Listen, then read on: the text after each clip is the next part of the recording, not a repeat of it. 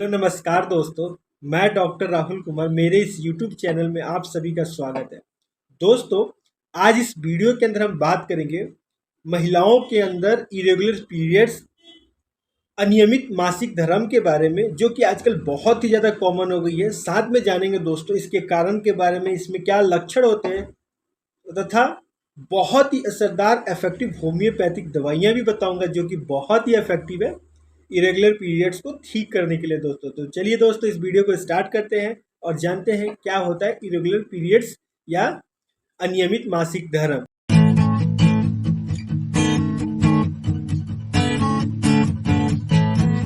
वैसे आमतौर पे पीरियड का जो साइकिल होता है वो 28 डेज का होता है और वो इसी अंतर के साथ चलता रहता है।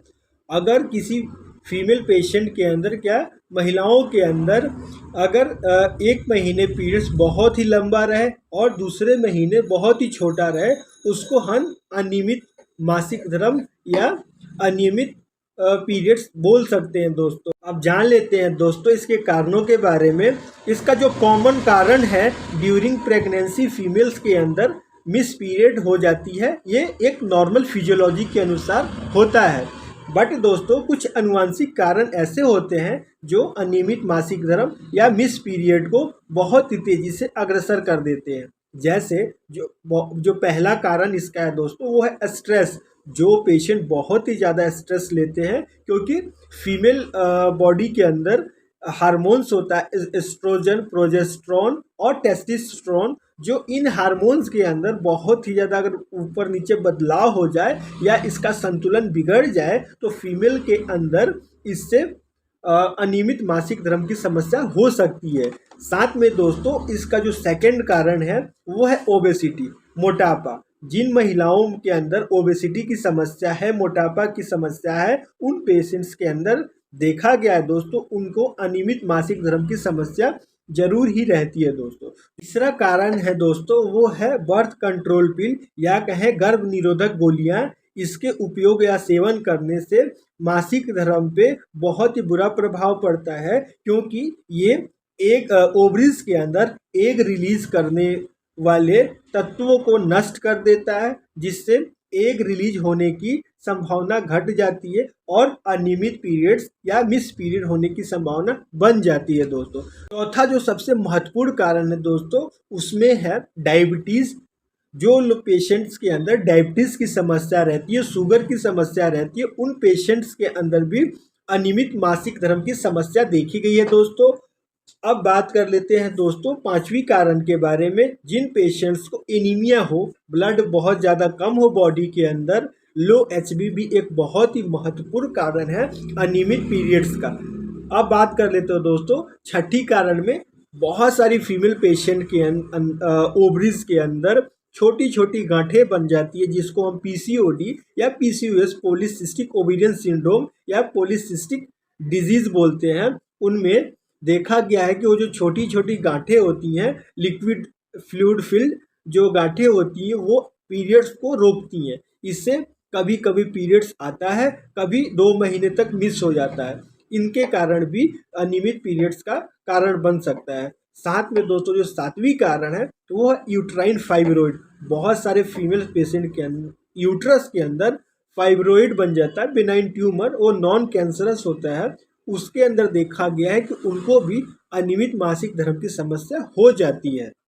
आठवीं कारण है और रप्चर्ड ओवरी। इसमें क्या होता है दोस्तों, जो ओवरीज के अंदर एग बनता है उसमें क्या होता है, वो बंद हो जाता है या धीरे धीरे वो रुक जाता है। ऐसा 40 वर्ष से कम की महिलाओं में भी हो सकता है। इसे हम कहते हैं प्री मैच्योर ओवेरियन फेलियर।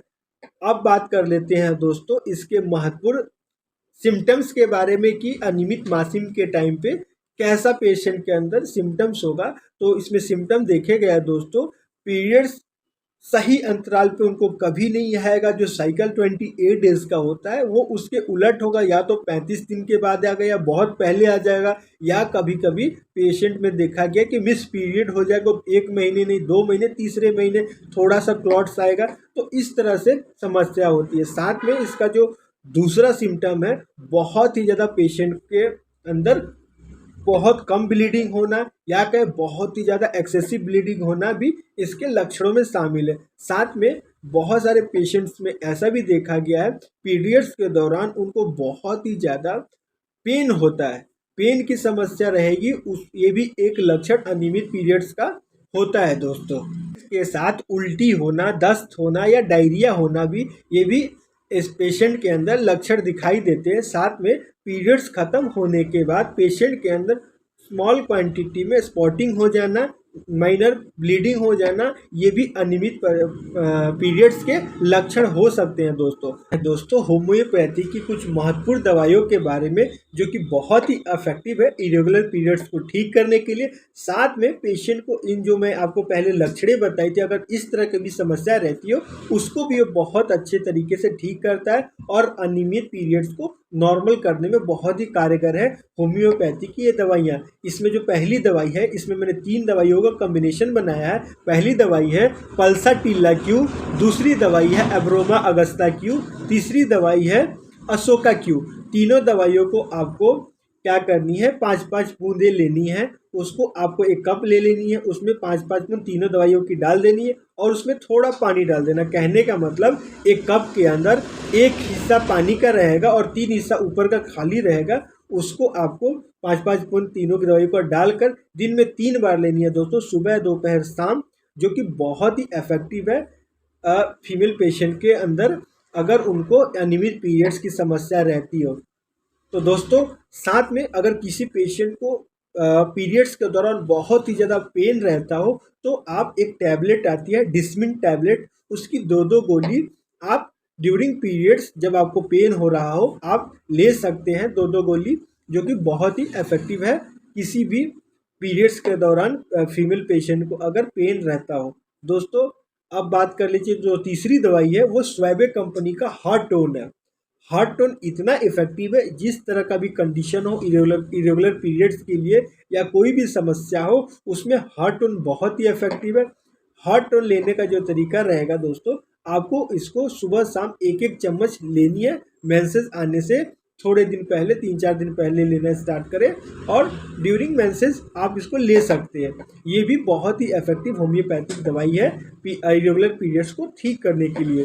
दोस्तों तो मैं आपसे एक और बात खास हमेशा हर एक वीडियो में बताता हूँ, आज भी बता रहा हूँ कि आप जब भी आप होम्योपैथिक दवाइयाँ लें, आप अपने किसी नज़दीकी होम्योपैथिक डॉक्टर की सलाह जरूर लें, क्योंकि अगर आप किसी डॉक्टर की गाइडेंस में रहेंगे तो आपको किसी तरह का दिक्कत का सामना नहीं करना पड़ेगा। अगर आप हमसे भी ऑनलाइन अगर कंसल्टेंसी करना चाहते हैं तो हमारे वेबसाइट पर विजिट करें। हमारा वेबसाइट है www.drvrarogya.com, उसके बुकिंग सेक्शन पे जाइए या आप थ्रू व्हाट्सअप हमसे भी चैट करके आप अपनी दिक्कतों का सामना बता सकते हैं। जो दिक्कतें प्रॉब्लम हो रही हैं जल्दी हमारी टीम के लोग आपका इसका रिवेट करेंगे और ज़रूरत अनुसार आपकी सहायता की जाएगी।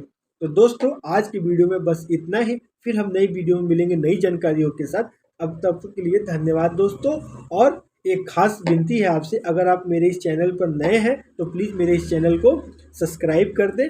अगर आपको वीडियो मेरी अच्छी लगती है तो प्लीज़ लाइक कर दें, क्योंकि आपके लाइक से हमें मोटिवेशन मिलता है और अच्छी अच्छी जानकारियों के साथ मैं आगे भी वीडियो बनाता रहूँगा, ताकि हमारे भारत के अंदर बहुत सारे जो ऐसे लोग हैं जिनको किसी तरह का दिक्कतों का सामना करना पड़ता है, तो हमसे फ्री में कंसल्टेंसी भी कर सकते हैं दोस्तों। धन्यवाद दोस्तों।